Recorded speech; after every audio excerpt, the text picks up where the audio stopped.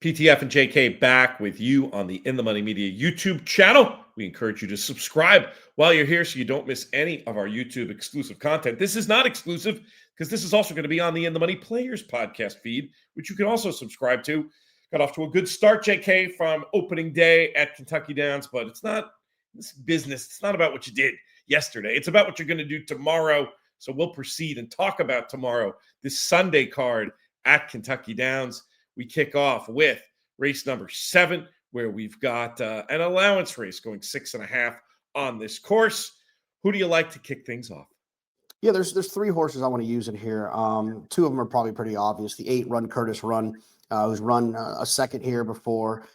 He's one that's kind of always banged around being a stakes type horse, but he's probably just a cut below, so he fits in well right here. I think Micah Maker is one of these trainers that targets Kentucky Downs. So he's one I think makes sense. The 11, Let My People Go, for Joe Sharp, another one who has run well at different places. He's run twice in the money at Kentucky Downs. He's drawn well to the outside.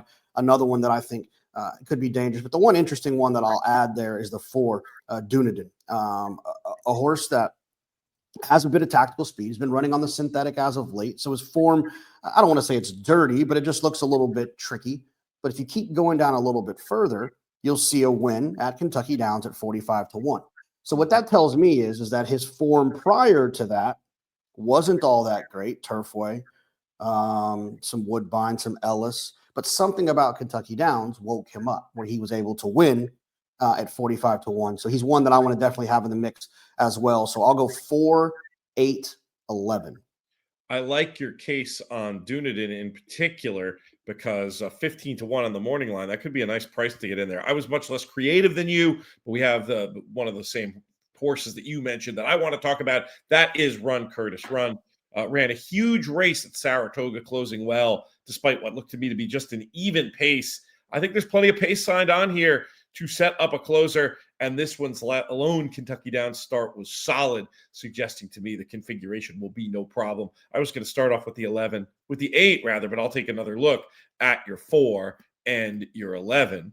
Let's move on to race number 8. We've got one of these. Still can't get over this in my mind, JK, when we see this from our friends at Kentucky Downs. Just $170,000 on offer in this 7 furlong maiden race.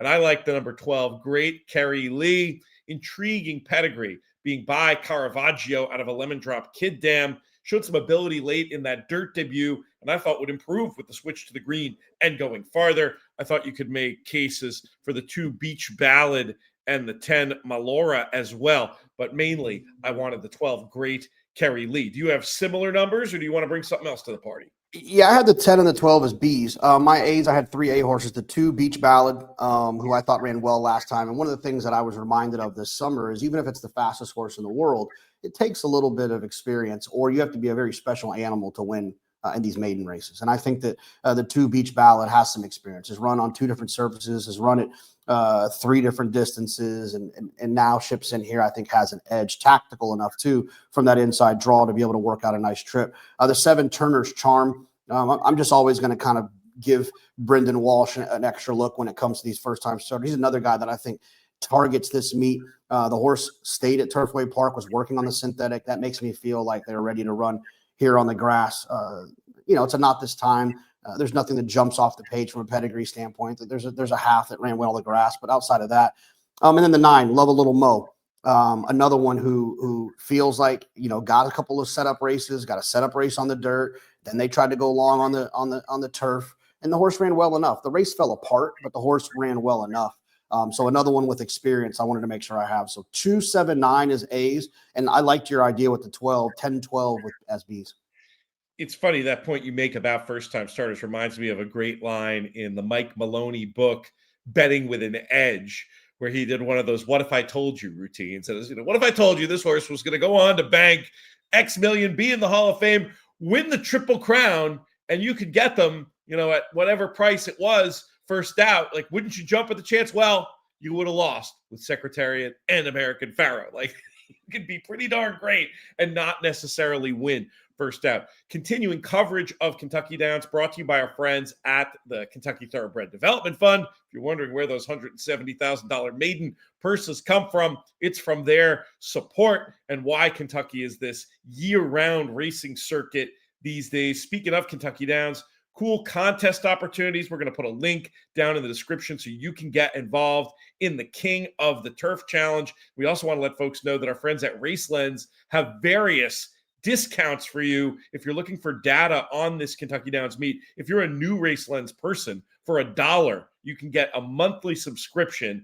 if you use the promo code KYDowns25. We'll put that in the description for you as well. And returning customers still can get a big discount, 25% off of subscription packages. Go to equibase.com, navigate over to Race Lens, and make sure that you check that out. Okay, we're 2/5 of the way through this Pick 5 that continues with some stakes action in the form of the Kentucky Downs Juvenile Sprint Stakes. You got to figure with all the money on offer here, there are some potential Breeders' Cup clues. There's a horse I like a whole lot in here. That's number 6, Azizam. This one goes out for our friends at Black Type Thoroughbreds. And I really like the run this one put in the Windsor Castle at Ascot. And I've been waiting to see what this horse would do stateside. Things didn't quite work out going the 6 furlong straight at Goodwood. But as I've said many times on these airwaves, those 6 furlong straight races for 2-year-olds in Europe, that you often need a miler's stamina to get home. Here, going the 6.5, this could be a perfect situation. And who knows, maybe this horse eventually will want to go longer. Reports from our friends are that the horse is doing well. Azizam, one I definitely want on some tickets in this race. I also thought that the 5-runner, Twilight Delight, made a ton of sense off that nice maiden win at Ellis. Just looked like one to me that could continue to improve in this second start. Has that nice looking work from Keeneland as well. I was 6-5 here, JK. Where did you land? Yeah, I'm on the 2 for sure. Johnny's Red Storm, owned by Rick Pitino. This horse debuted very impressively up here, and the way that George has been with these 2-year-old turf sprinters, you got to give him a little extra credit here. So Johnny's Red Storm, I wanted to make sure I had. Azizam, I wanted to make sure I had. Longshoreman at one point was supposed to be one of Wesley's best 2-year-old turf sprinters. Maybe he's gotten it figured out at this point. I want to have a little Longshoreman. And then we saw it yesterday at Saratoga. You know, I think an interesting part when you see these horses switching from the dirt to the turf as 2-year-olds, speedy 2-year-olds, and you don't understand really why they run so well on the dirt, and they're switching to the grass. It's because I think they recognize that the chance to run in the Breeders' Cup is via the juvenile turf sprint. So let's see if you have one. Right? Yeah. Right. And so we saw that yesterday with Brad Cox. I'm drawing a blank on the horse's name. I think Cazadero maybe was the horse that won pretty impressively on the grass yesterday. Obliteration ran entirely too well in his first 2 starts. I understand that the Ewing figure came back fast, but I'm slow. I'm not going to worry about that. Ewing and Obliteration were both very good horses. I'm just going to pretend that was an aberration. They went too fast early. They ding-dong. They came home slow. They wore each other out, however you want to look at it. Obliteration is one that I want to make sure I keep in the mix in this turf sprint. I see this one 2, 6, 7, and 8. All right, good stuff. There is a very negative stat about horses running at Kentucky Downs who made their last start on dirt. But I'm guessing that much of that sample, and Race Lens is a tool that will let you go through and look at the whole sample, that most of them were older horses. And I take your point just logically that with 2-year-olds, it probably doesn't matter as much. So I'm not going to let that stat talk me off. That stat is I would think that's you go ahead. I think that's horses chasing money. Right. And probably more older horses, right? Yeah, I don't think it's horses that are running, like juveniles that are running 90 figures. You know what I mean? Yeah. I think that's my guess. I understand your point, though. It's interesting, but I bring that up mostly just to point folks to that video, the Kentucky Downs Angles video that Matt Volge and I did. You can find that on that is exclusive content on the In the Money Media YouTube channel. Another thing about the channel, obviously, we want you to subscribe. I said that already. Leave us a comment. We're going to get to our plays of the day at the end of this video, but we want to know who your play of the day is on Sunday. You get competitive with us. Tell us why we're crazy and why you've got the right idea. We go to race number 10. We've got a $500,000 handicap here for 4 and up, going the mile. JK, I'm going to throw the ball in your court to start this one off. Yeah, I'm going to single A horse, and then I'll use 3 Bs. The 3 Bs will be the 9, the 11, and the 12. The single A is going to be the 7, Chasing the Crown. I just think this horse is better than these other horses. You saw what he did in the Pegasus World Cup against a horse like Spirit of St. Louis and Integration. He's run well at Kentucky Downs before. I thought he had excuses the time when he ran 4th. Yeah, when he ran 4th, I thought he had excuses. I thought he ran well, better than it looks when he ran 2nd. I just think that he's one that appreciates it. He gets back to Lasix. He's obviously been set up for this race. He's been working, he's been working leading up to this. Obviously this was the target. After there was a little bit of a hiccup after the Pegasus World Cup, I think Mike Maker sends this one over there ready to run. The 7, Chasing the Crown, will be my single A. 9, 11, 12 is B's. Did Mountain Bear run yesterday? I want to check into that because he was cross-entered, and now I'm suddenly spacing because I have him in my picks too. And I had a note, check to see if this one ran, and of course I didn't. Well, so I think in New York, I cheat a little bit with that. I think in New York, if you enter after you're in, you have to run in the second one. Gotcha. But unless it's a stake, I think. I could be completely wrong about that, completely lying. I would never take that chance on Fox, but I could take it here because it's my hair and your hat is the logo. We're loosey goosey enough that we can get away with that. But we're in the exact same boat with the top pick in here. Chasing the Crown, to me, one that just potentially looked better. I did want to back up if there were opportunities to do so. But that horse, to me, off the huge run in the Pegasus, I think they're going to go fast here and a chance to be the best closer. Mountain Bear, a horse that has always shown promise. Gigante, the other one I wanted to mention, number 9, looks a little slow compared to some of these, but should get a great trip. 7, 11, and 9 were the numbers for me. Mountain Bear did not run yesterday. So he's going to be in here. So I do think. Was it yesterday that he was entered, or was it? It was yesterday at Kentucky Downs. I'm almost sure. Saturday. Okay, yeah, he didn't run. I'm going to be really embarrassed now if it was Saturday.